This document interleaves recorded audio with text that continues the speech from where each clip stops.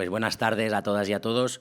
Vamos a presentar una mesa que creo que justamente es de máxima actualidad, porque hoy en día mucha gente, una inmensa mayoría de gente, al menos en determinados rangos de edad, ya está utilizando inteligencia artificial, es decir, se ha democratizado de alguna manera, se ha expandido de una manera bestial con la aplicación de ChatGPT y después todas las aplicaciones de inteligencia artificial que han venido detrás.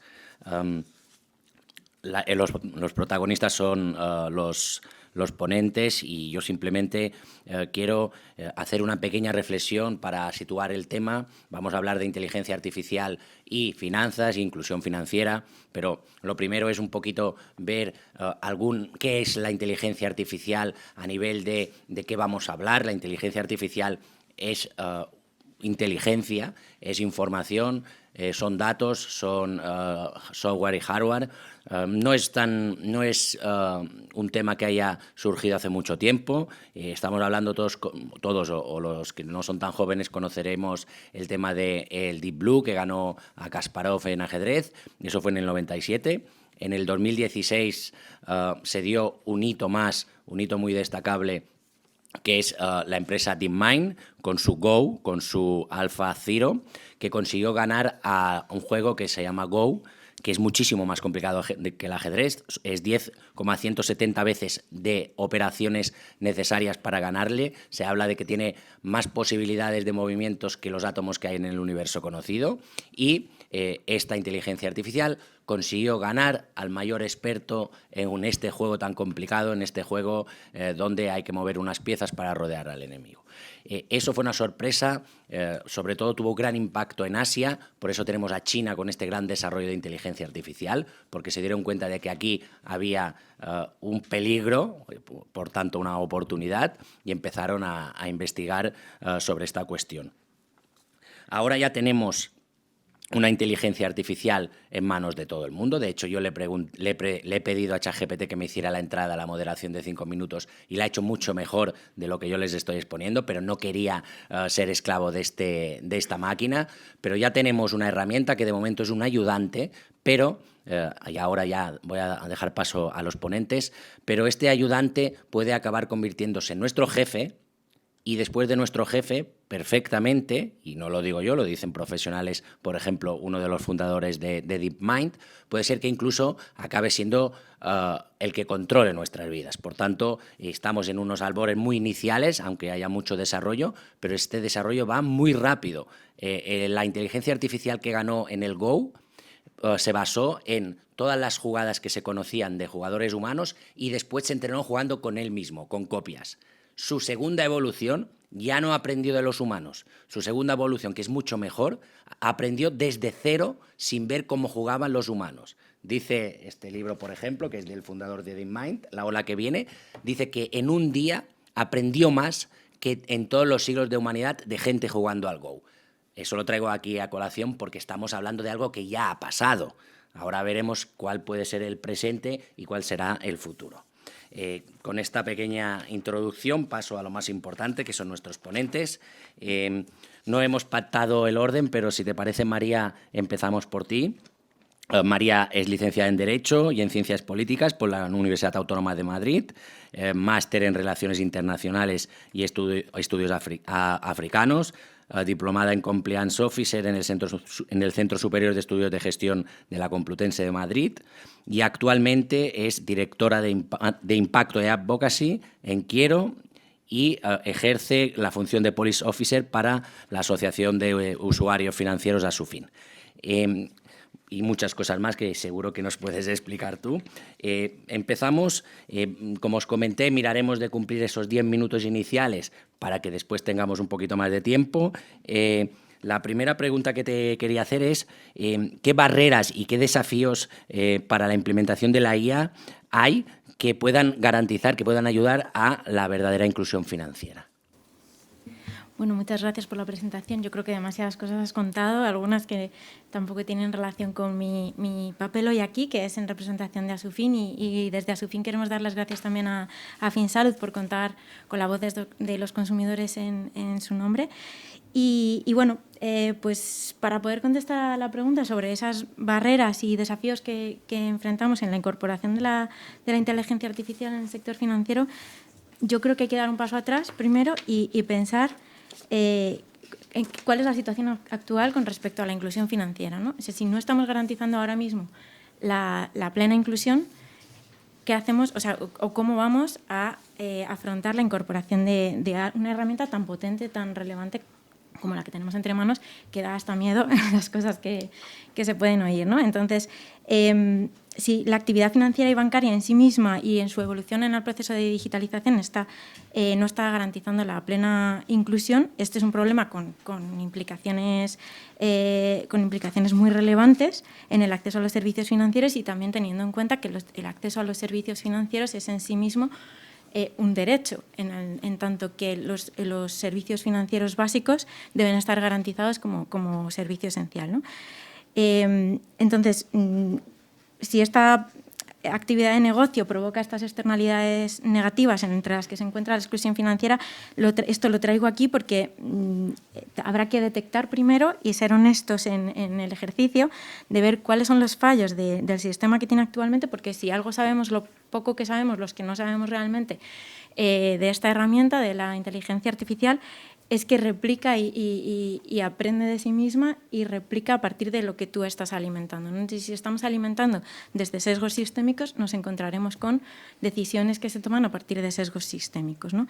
Entonces, yendo un poco más a lo concreto de esas barreras y desafíos propios de la inteligencia artificial en la incorporación a la prestación de servicios financieros, pues por un lado diría otra que tampoco es intrínseca o específica de la inteligencia artificial, pero sí de todo el proceso de digitalización, que es la brecha digital. Se puede profundizar en tanto que se avance en la prestación de servicios y productos financieros basados en herramientas digitales como es la inteligencia artificial.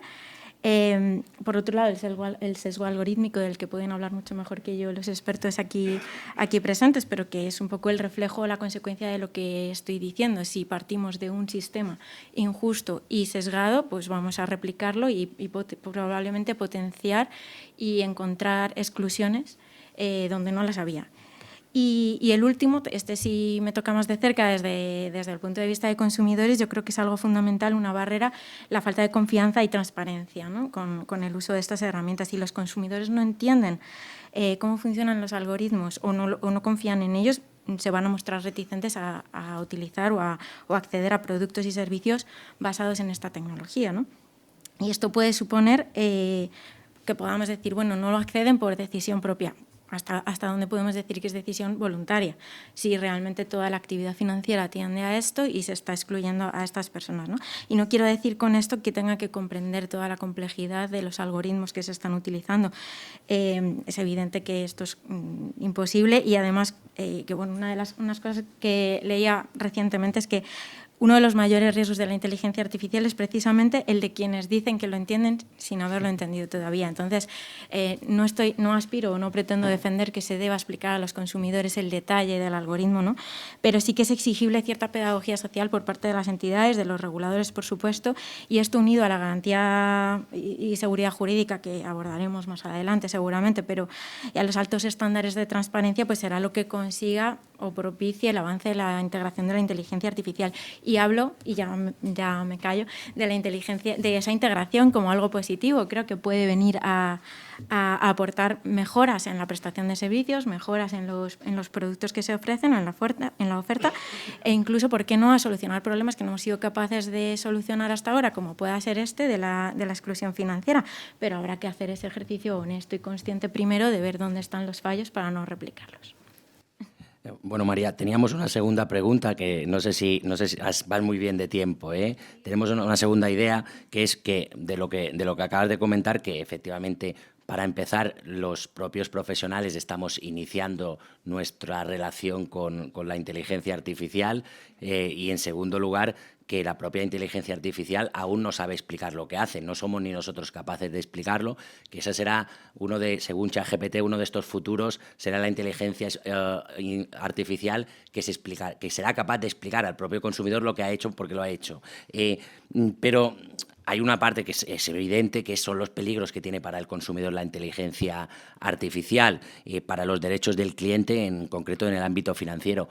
¿Hay algún aspecto en el que podamos empezar a hablar para después empezar a protegernos, a regular, a supervisar? Sí, bueno, diré que hay humanos que tampoco saben explicar por qué han hecho lo que han hecho y sobre todo en decisiones de colocación de productos, etcétera. En el sector financiero hay varios ejemplos de esto, ¿no? Pero bueno, es un poco la misma idea que decía al principio, ¿no? Que replicar un sistema con fallas de este calibre, pues al final puede llevar a un desastre mayor, ¿no?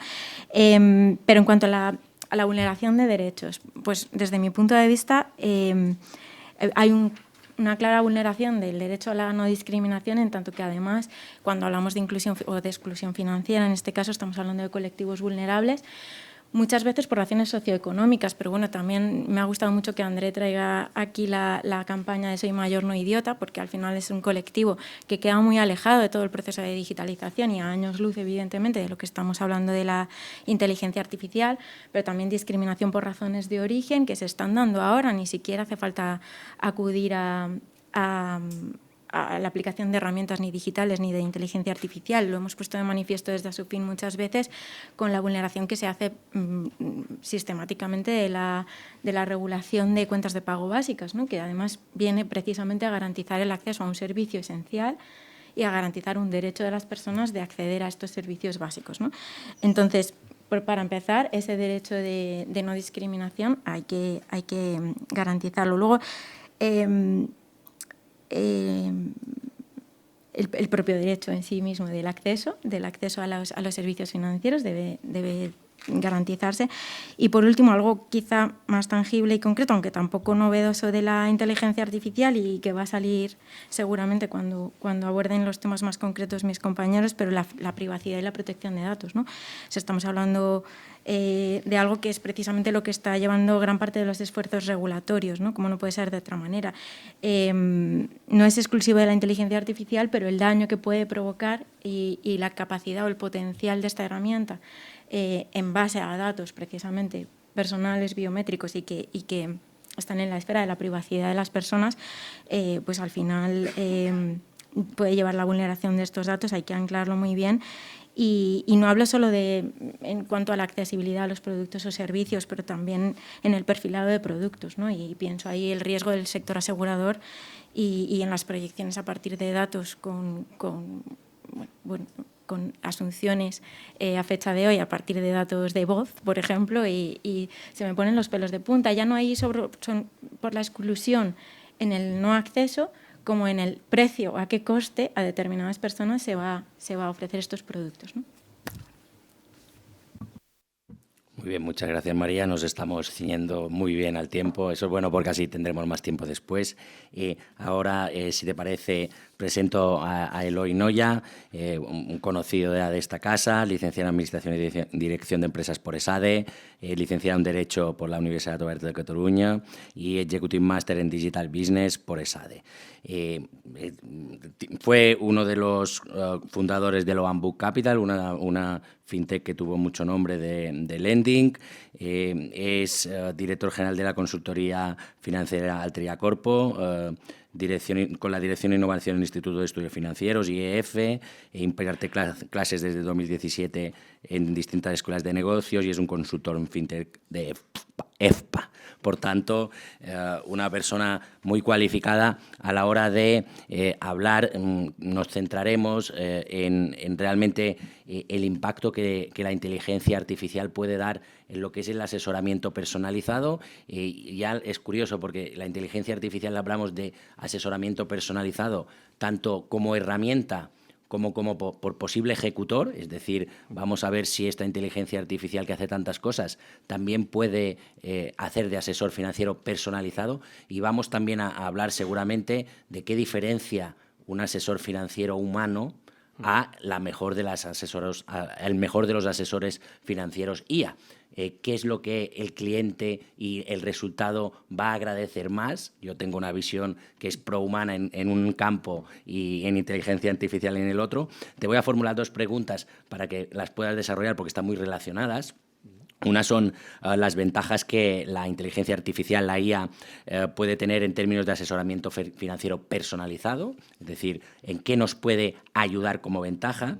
Y muy relacionado con esta está la perfilación de clientes, es decir, esta perfilación incluso automática, incluso ya no por preguntas, sino con información que puede obtener de la red, de todos estos sitios, puede acabar afectando de forma negativa a las personas vulnerables o bien a colectivos, como veremos, pues gente que ha tenido afectados por una enfermedad de cáncer, gente con una edad determinada, que a lo mejor es por sesgos que tenemos los humanos, que después puede replicar la IA, o porque encuentre una explicación, aunque éticamente no sea la que necesitaríamos, pues estas dos preguntas que tienen mucha relación con lo que es el asesoramiento personalizado.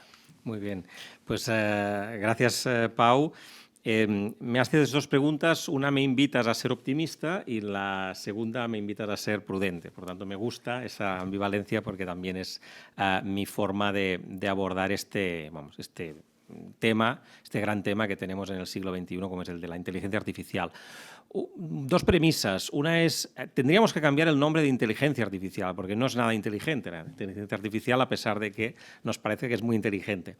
Estamos hablando de una herramienta muy potente, pero estamos hablando de estadística. Entonces, decía alguien que había verdades, había mentiras, y había mentiras estadísticas. Pues bueno, ahí la inteligencia artificial sería una mentira estadística, pero es una mentira estadística que ya tiene un grado de sofisticación que es parecido a cuando vamos al teatro y sale el mago Pop o cualquier otro mago, ¿no? Y entonces pues empieza a enseñar cómo una moneda que está aquí encima de la mesa baja, o al menos aparentemente sale la moneda debajo de la mesa, ¿no? Entonces todos los que estamos aquí habremos visto o habremos percibido como que la moneda realmente ha atravesado la mesa, pero todos sabemos que no lo ha atravesado. Bueno, pues en la inteligencia artificial pasa exactamente lo mismo. Nos da esa ilusión, de ahí pues el mago es un ilusionista, pues la inteligencia artificial también es un ilusionista, que nos da un resultado que aparentemente pues es, digamos, hay una inteligencia ahí detrás, lo único que hay es estadística. Bueno, en definitiva, ¿cómo podemos aprovechar la inteligencia artificial en el ámbito del asesoramiento financiero? Siendo positivos y, como ya anunciaba Pau, pues nos puede dar una personalización muy grande. Es la gran cantidad de datos, se pueden volcar estos datos de personas y de las circunstancias de mercado, de productos, etcétera, y por tanto podemos hacer una oferta tremendamente personalizada.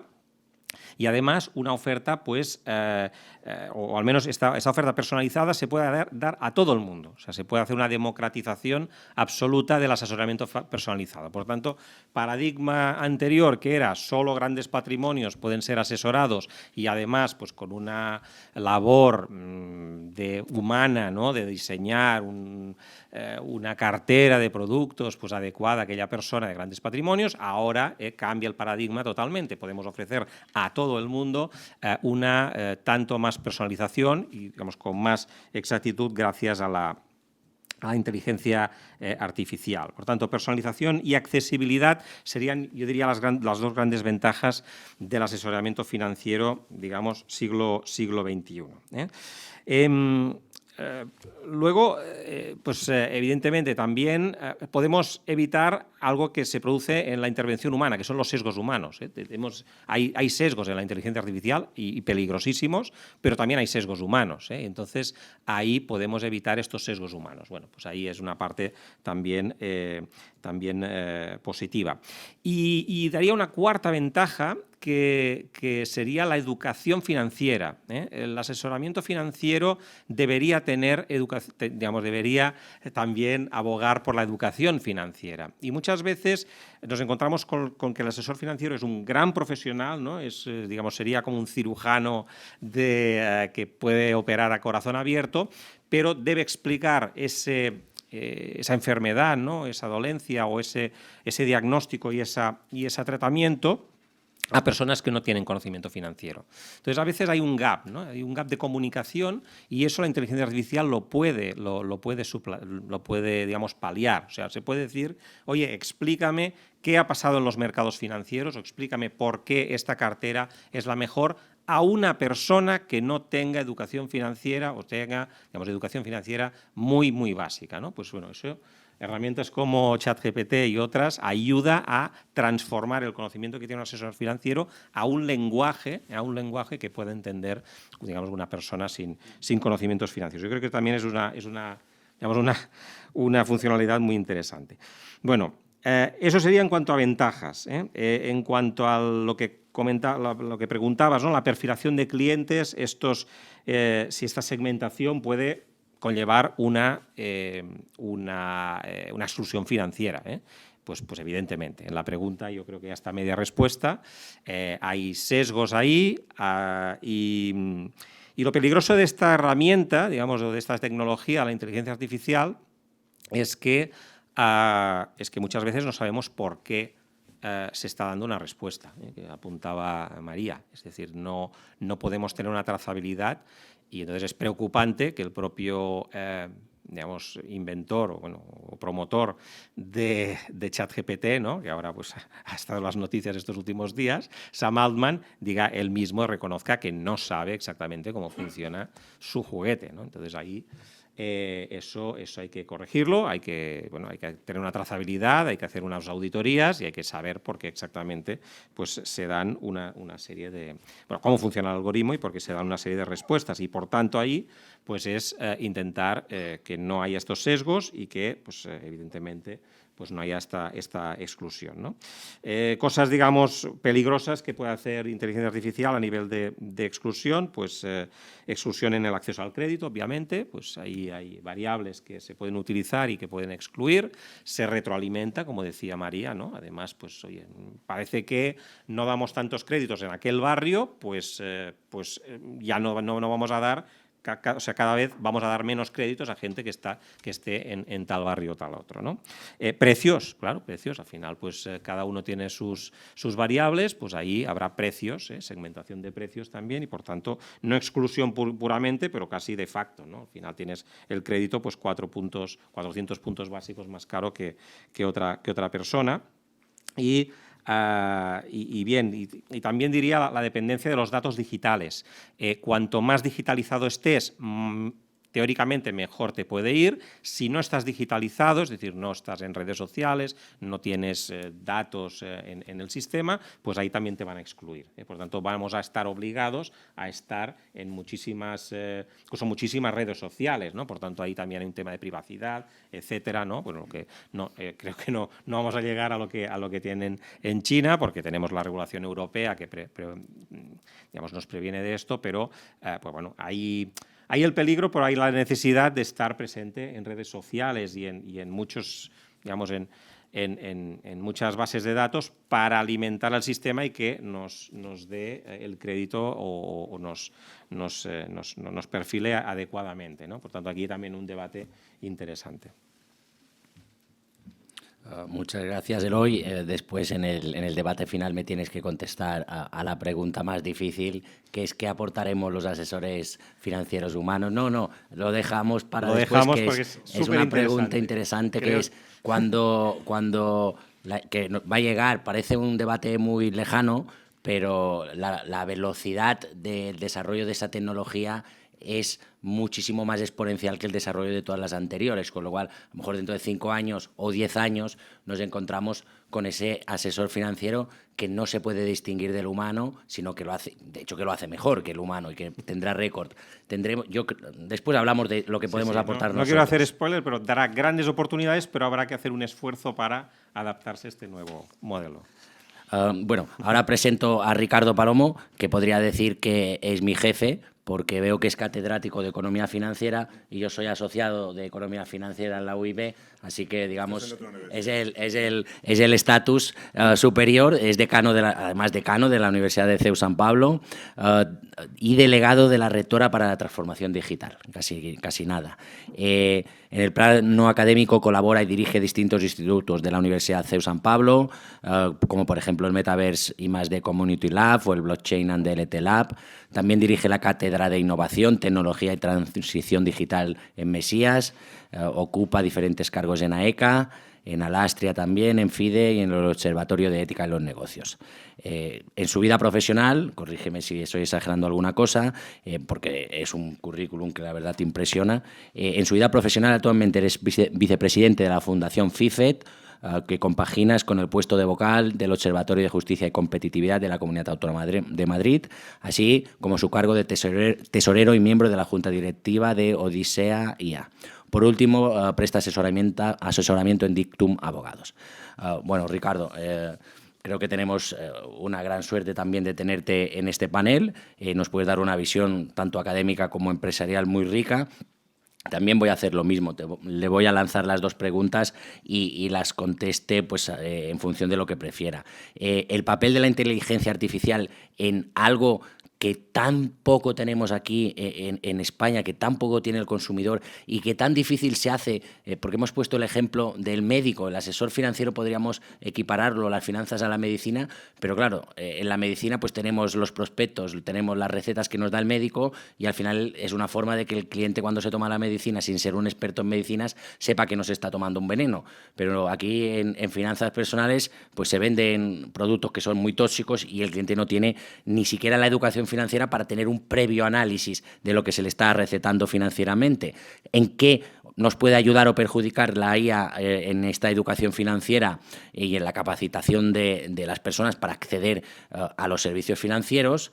Y después, ¿en qué nos puede ayudar o qué papel tendrá la inteligencia artificial en la formación de los prescriptores, en este caso, en la formación de los asesores financieros?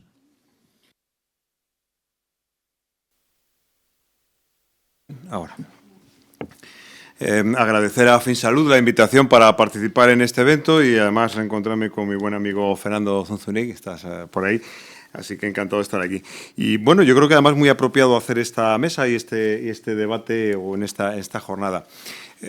Además hablaba de exclusión financiera, ¿no? Hace años, yo cuando hablaba de exclusión financiera, hablaba de la exclusión financiera de aquellas personas que no podían acceder a una oficina bancaria. Era una exclusión financiera física, es decir, cuando se hablaba pues, de que los bancos iban cerrando oficinas en los pueblos, que había zonas que se iban dejando y, por tanto, pues se daba ese tipo de exclusión. Como surgía la banca online, pues la banca online de algún modo cubría esa parcela y ahora pues o banca online o prácticamente ya nada, no tienes muchas más opciones en muchos sitios. Y ahora hablamos de otro tipo de exclusión, hablamos de una exclusión más cognitiva, quizás, si me permites, ¿no? Una exclusión que va orientada hacia, si vamos por simplificar mucho, si voy a denegar un crédito a un solicitante porque o porque sus indicios, quizá incluso de registros digitales que tenga, o por pertenecer a un determinado grupo étnico o por una determinada ubicación donde vive, puede producir sesgos. Bueno, pues efectivamente la máquina puede hacer esos sesgos porque la máquina primero es entrenada, pero es que luego la máquina también aprende, como comentabas tú muy bien con AlphaGo. Claro, lo que ocurre es que también tengamos en cuenta que también hemos tenido toda la vida sesgos a la hora de conceder un crédito en una oficina. El que estaba sentado en la mesa y veía entrar una persona, prácticamente ya viéndole entrar el cómo vestía o cómo se dirigía a él, qué léxico que tenía, incluso su subjetividad previa de que pudiese conocerle por la zona o conocer a otros, ya le predisponía probablemente a cómo le iba a atender. Y estos sesgos que tenemos a diario en estos ejemplos permanentes, viste a una persona de una forma y de otra y vete a la misma tienda y verás cómo te atienden de forma totalmente diferente. Y ahí la máquina no es máquina, sino que es un humano. Por tanto, bueno, pues sesgos va a haber. Estamos también en el mundo de la inteligencia artificial, está todavía en la era de las cavernas prácticamente, todavía no sabemos hacia dónde va a llegar estos temores o pensamientos de que además puede incluso afectar mucho al empleo, pues son más que evidentes y de hecho ya puedo deciros con conocimiento de causa que las grandes compañías tecnológicas han iniciado ya una campaña pues para evitar que se apodere el sentimiento de que la tecnología nos quita el empleo, etcétera, ¿no? De hecho, yo me imagino que en el programa electoral de los próximos años, incluso en las próximas elecciones, estará incluido ya puntos sobre partidos que se posicionen a favor de la tecnología y partidos en contra, en defensa, porque también generará muchos votos, porque esto en el momento que empieza a haber personas que pierdan su empleo, pues generará una situación de malestar. ¿Se perderá el empleo? Pues por no haberlo sabido, por no haber estado informado o por no haberse adaptado, ¿no? Tu pregunta concreta era cómo nos podía, si me orientas, Sí, por no solaparme. Básicamente, la IA, ¿en qué puede ayudar? A mejorar la educación financiera, ¿en qué puede ayudar a mejorar el asesoramiento financiero personalizado? A los consumidores y a los prescriptores. Pues bueno, vamos a ver. Hay documentos, informes, estudios de la OCDE que hablan que, por ejemplo, en España el 49% de los españoles, solo el 49% tendría una formación financiera básica, vamos a decir. Sin embargo, el 70% reconoce que tiene competencias digitales. En otras palabras, hemos avanzado mucho más rápido en competencias digitales durante décadas que en competencias financieras que parecen prácticamente estabilizadas, que no mejoramos mucho. Sabemos que hay un plan de educación financiera, yo pertenezco al plan de educación financiera de CNMV, Banco de España, hasta SEDIA se ha unido. Y, sin embargo, en tecnología y digitalización hemos avanzado muchísimo. Bueno, podría haber una buena oportunidad para que tecnología y digitalización fuesen de la mano con el aprendizaje financiero, y yo creo que lo está haciendo. Tú estás en el ámbito también de FinTech y lo conocéis. El mundo de las finanzas tecnológicas creo que ha democratizado mucho las finanzas. Primero, lo ha hecho más accesible, lo ha hecho menos costoso en muchos casos. Ahora podemos tener un asesoramiento financiero que antes pues era exclusivamente, a lo mejor, para clientes de banca privada, y ahora es mucho más accesible. Sin embargo, la tecnología es cierto que ha aumentado nuestra capacidad de acceder a esas formas de inversión. A mis estudiantes muchas veces les digo que yo, cuando empezaba a invertir en acciones, me tenía que ir al banco y decir que me firmara un papel, que me rellenasen para comprar acciones que ejecutarían al día siguiente o al siguiente, y tenía que ver el periódico cómo estaba cotizando. Ahora tenemos todo tan fácil que el problema de esto es que muchas veces podemos tomar decisiones de inversión de forma precipitada. Es tan ágil, tan inmediato todo, tan cómodo, tan user experience, ¿no? Como dicen, tanto experiencia de usuario, tan cómodo, que al final eso puede afectar a que esa digitalización nos haga a veces precipitarnos en nuestras decisiones. Las velocidades de ejecución son muy altas, es decir, que seamos incluso imprudentes. Entonces, la inteligencia artificial, un poco por concluir un poco la pregunta, creo que va a ser un elemento de democratización, que va a ser un elemento de poder acceder a más información, de poder acceder a servicios financieros, asesoramiento a un menor coste, pero también va a demandar por parte de todos de verdad tener esa educación financiera. Si estoy muy desarrollado digitalmente, pero en lo financiero no lo estoy, entonces estoy mal. Incluso están cambiando mucho los patrones. En mis tiempos hablábamos de acciones, la gente hablaba de fondos, y ahora preguntan a cualquier estudiante de la universidad de lo que habla es de criptoactivos. Es decir, están cambiando los patrones, están cambiando la forma de hacerlo.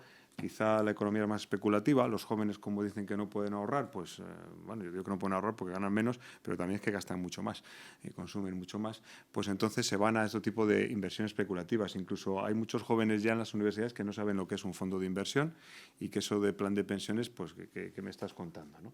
Entonces, concluyendo, inteligencia artificial puede ayudar a democratizar, pero hay que mirarlo con cuidado, porque nos va a acelerar mucho las decisiones, nos va a llegar demasiada información y a lo mejor nos está complicando esas decisiones que estamos tomando.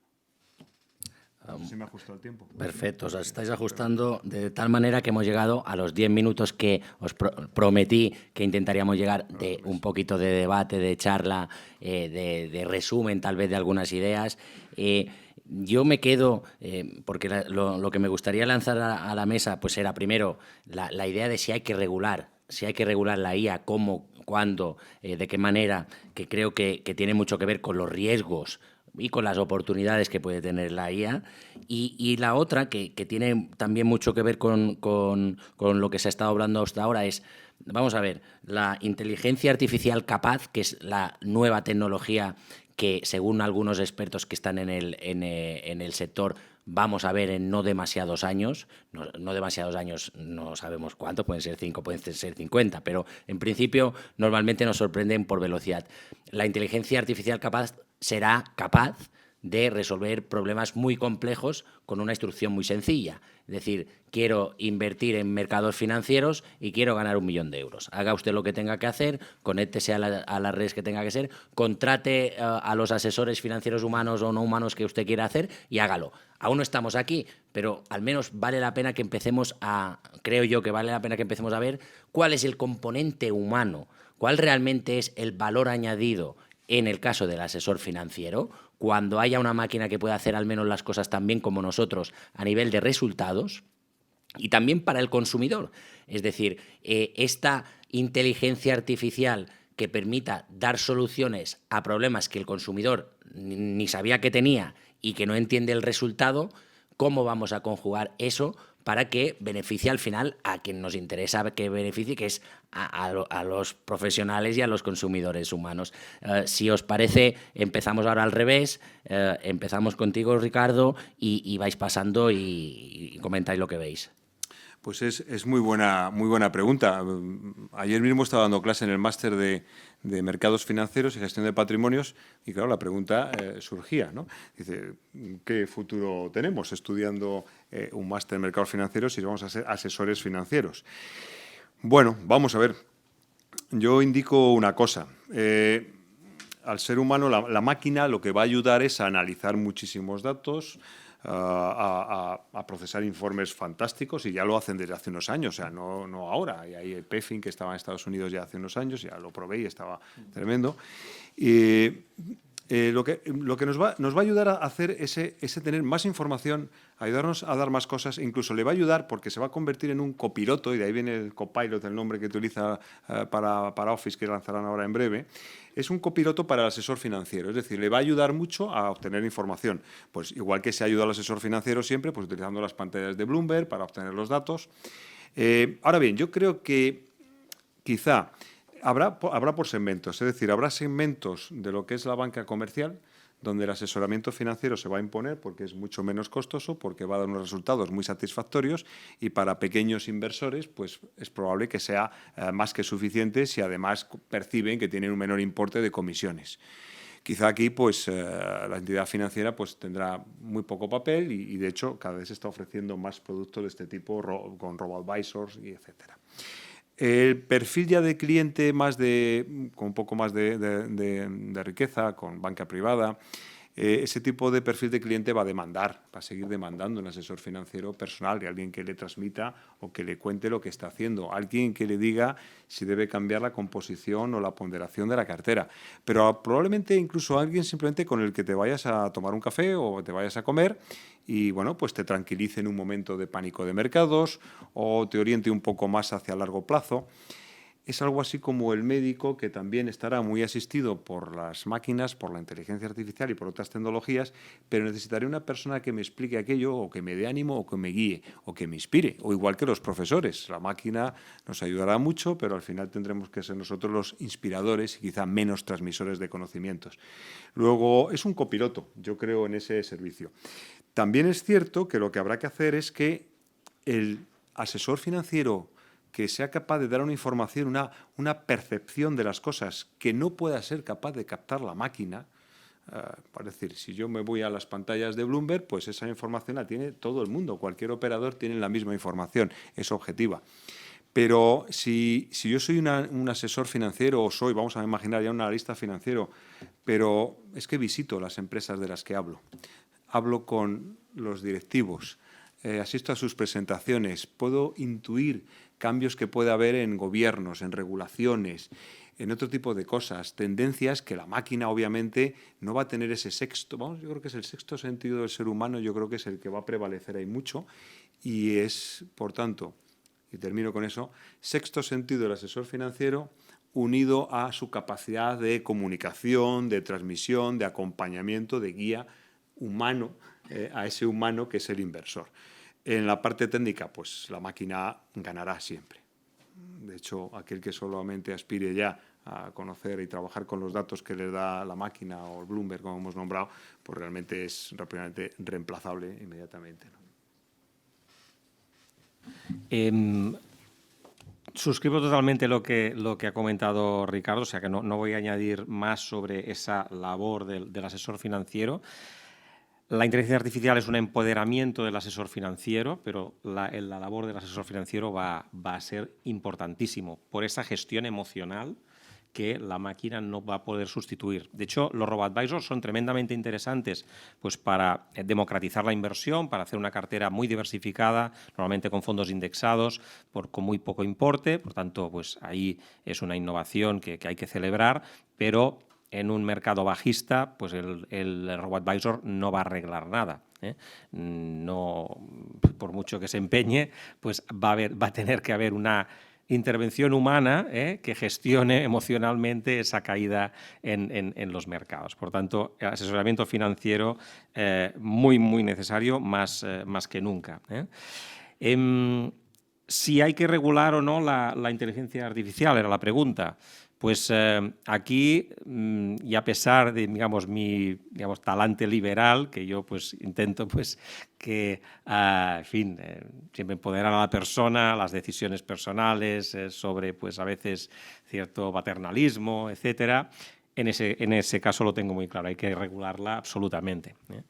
Es una herramienta, pues que como he dicho antes, es una herramienta pues que no se sabe muy bien cómo funciona y que puede tener un tremendo impacto en mercados financieros que tienen que ser muy, hay que ser muy precavido. O sea, se pueden generar riesgos sistémicos, los sesgos, la discriminación. Es decir, hay tantas y tantas razones cuando estamos hablando de finanzas para ser precavidos y, por tanto, hay que regular esta inteligencia artificial.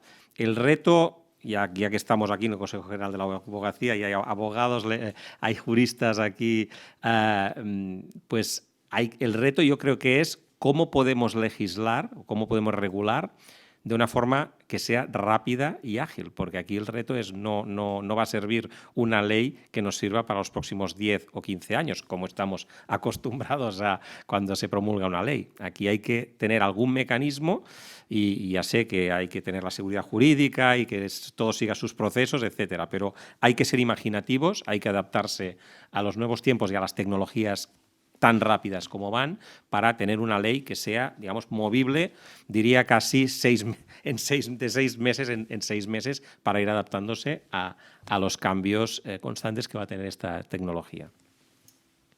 María, tienes 2 minutitos. ¿2? Sí, ¿Solo? pues si das 2 y medio es que también. Después de tanto tecnooptimismo y volviendo a la realidad de la exclusión financiera que tenemos hoy, me cuesta un poquito. Hombre, entiendo y es casi contagioso el optimismo frente a las posibilidades que abre la la inteligencia artificial, sobre todo pues eso, en la mejora de la eficiencia, ¿no? Que al final es lo que buscan las entidades privadas, como son las entidades financieras, en la prestación de sus servicios, optimización, todo esto muy bien, dejamos a un lado el plano un poco más de derechos de los empleados, todas estas cosas dejándolas a un lado y centrándonos un poco en la exclusión financiera.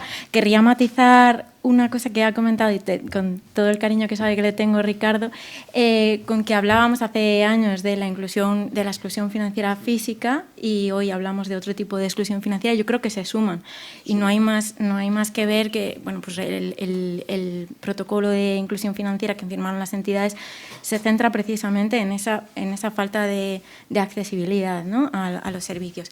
Y esto liga un poco con lo que decía al principio, el proceso de digitalización del que ahora es una herramienta nueva la inteligencia artificial que se suma. El proceso de digitalización ha ido llevando al cierre físico de oficinas, a la optimización de los recursos, y eso ha generado una exclusión adicional, centrando los esfuerzos de la banca y la oferta y las posibilidades a un entorno digital, ¿no? Eso ya deja fuera a mucha gente.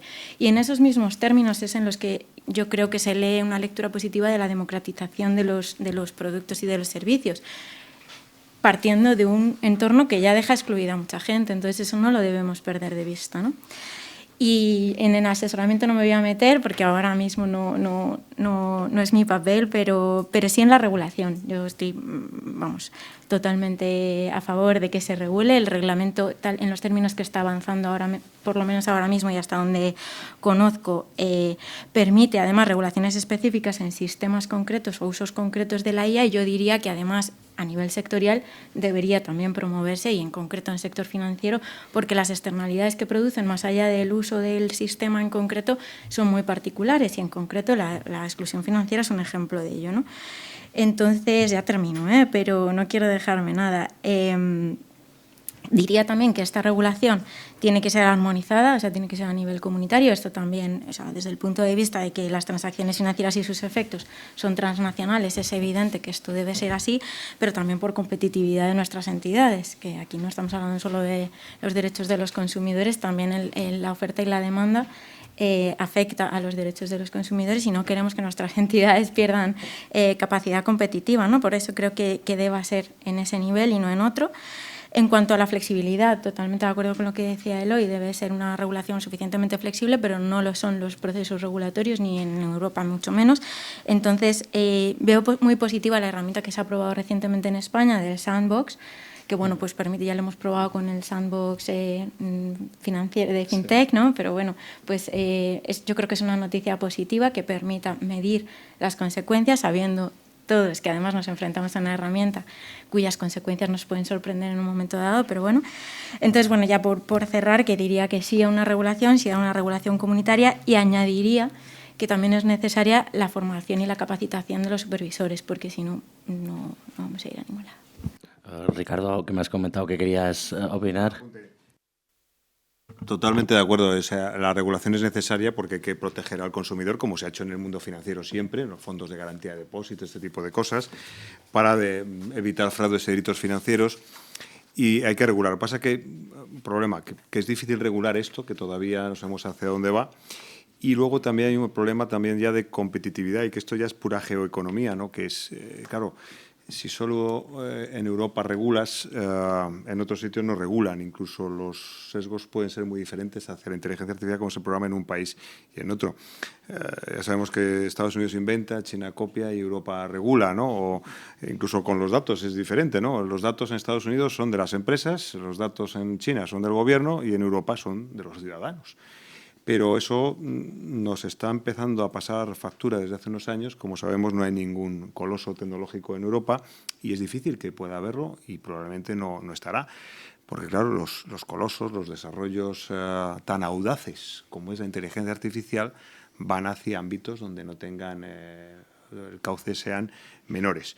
Es muy difícil que haya una regulación internacional común, y además es muy difícil que incluso todos lo cumplan y lo respeten, ¿no? El otro día estuve en una reunión, un poco es aterrador, donde estaban las armas de manejo automático por inteligencia artificial, pues depende de dónde estén hechas, son más respetuosas o menos respetuosas con la vida humana. Entonces decían que en un futuro conflicto, pues claro, las más respetuosas van a perder frente a las menos respetuosas, ¿no? Bueno, pues aquí nos ocurre igual. Luego puede un problema de la regulación, si no se hace bien, con cuidado, puede inhibir la innovación, y eso sí que sería una pérdida de competitividad, y al final es una pérdida de riqueza para los países y de calidad de vida.